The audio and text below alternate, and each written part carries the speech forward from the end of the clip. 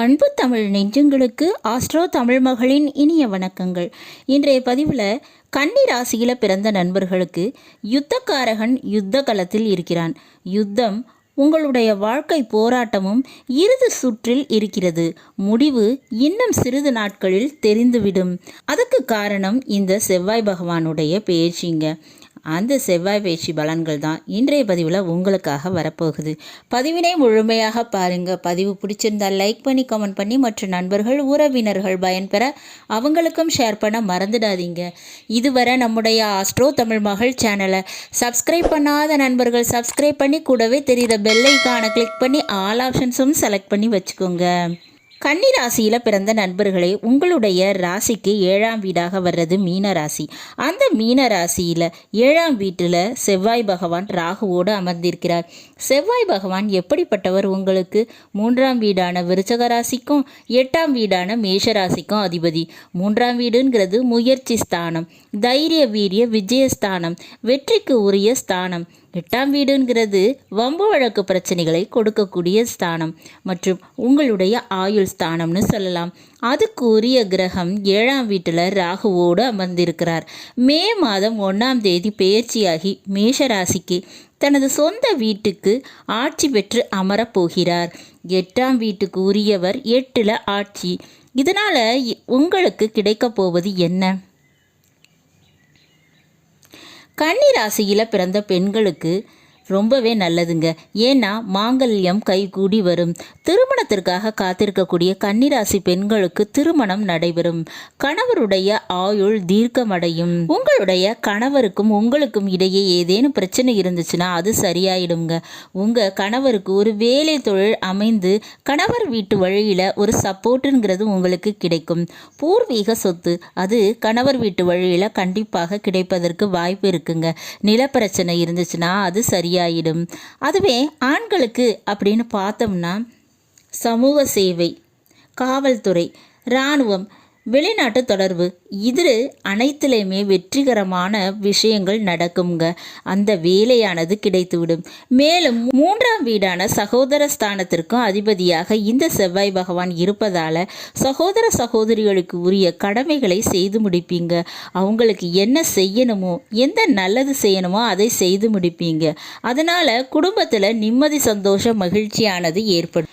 மேலும் புதிய இடமாற்றத்துக்கு தயாராகுங்க. கண்டிப்பாக அது நடக்குங்க. இந்த நேரத்தில் 8ஆம் வீட்டுக்குரியவர் 8ஆம் வீட்டில் ஆட்சி. அப்போ வம்பு வழக்கு பிரச்சனைகளை கொடுக்கறது தான் 8ஆம் வீடு. அதுக்கு உரியவனே 8ஆம் வீட்டில் ஆட்சி பெற்று இருப்பதால் உங்களுடைய வழக்குகள் முடிவடையும் தருணமாக இருக்குங்க. பல வருடமாக இழுத்து வந்த வழக்கு பிரச்சனைகள் ஒரு முடிவுக்கு வந்துடும். உங்களுக்கு உரிய கோர்ட்டு கேஸு பிரச்சனைகள் முடிவுக்கு வந்துடும். பல வருடமாக பிரச்சனையாக இருந்த உங்களுக்கு உரிய உறவுகளும் சூழ்நிலைகளும் ஒரு முடிவுக்கு வரப்போகுது. மேலும் தவறான பழக்க வழக்கங்களில் தவறான நண்பர்களுடன் சேர்க்கை இருந்துச்சுன்னா அந்த சேர்க்கையானது மாறுபடுங்க. இந்த நேரத்தில் மேலும் ஒரு தவறான வேலையிலோ மறைமுக வேலையிலோ செய்யாமல் இருக்கிறது ரொம்பவே நல்லதுங்க. சிறிய தவறு கூட பெரிய அளவில் உங்களுக்கு பாதிப்பை கொடுத்துவிடும்.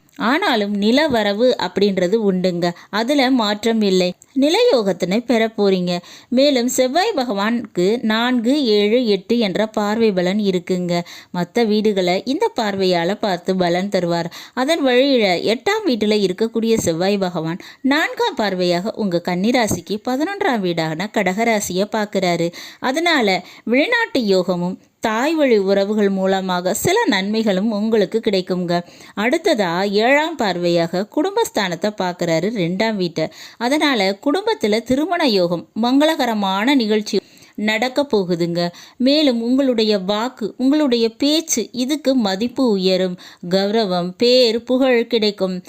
காதல் திருமணம் ஏற்படுவதற்கு சாத்தியக்கூறுகளும் இருக்குங்க. மேலும் 8ஆம் பார்வை கன்னி ராசிக்கு 3ஆம் வீடான விருச்சக ராசியை பார்க்குறாரு. இதனால் முயற்சி, இடமாற்றம், புதிய பயணங்கள், புதிய உறவுகள், புதிய நண்பர்கள் என அடுத்ததா ஒரு புதிய வாழ்க்கைக்கு நீங்கள் அடியெடுத்து வைப்பீங்க. இது அனைத்தையும் தாண்டி முயற்சி ஸ்தானம், வெற்றி ஸ்தானம் செவ்வாய் பகவான் பார்க்குறாரு. அப்போ கிடைக்காத வெற்றி இந்த நேரத்தில், இந்த இறுதி கட்டத்தில் உங்களுக்கு கிடைக்குங்க.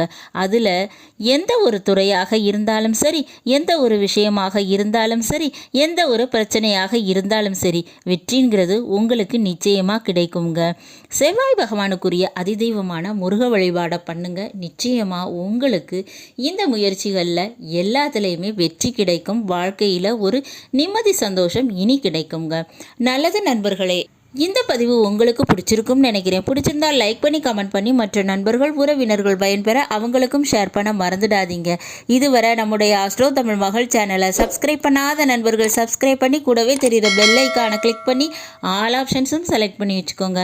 இன்னும் ஒரு நல்ல வாய்ப்பினில் உங்கள் அனைவரையும் சந்திக்கிறேன். அதுவரை ஆஸ்ட்ரோ தமிழ் மகளின் அன்பு கலந்த வணக்கங்கள். நன்றி.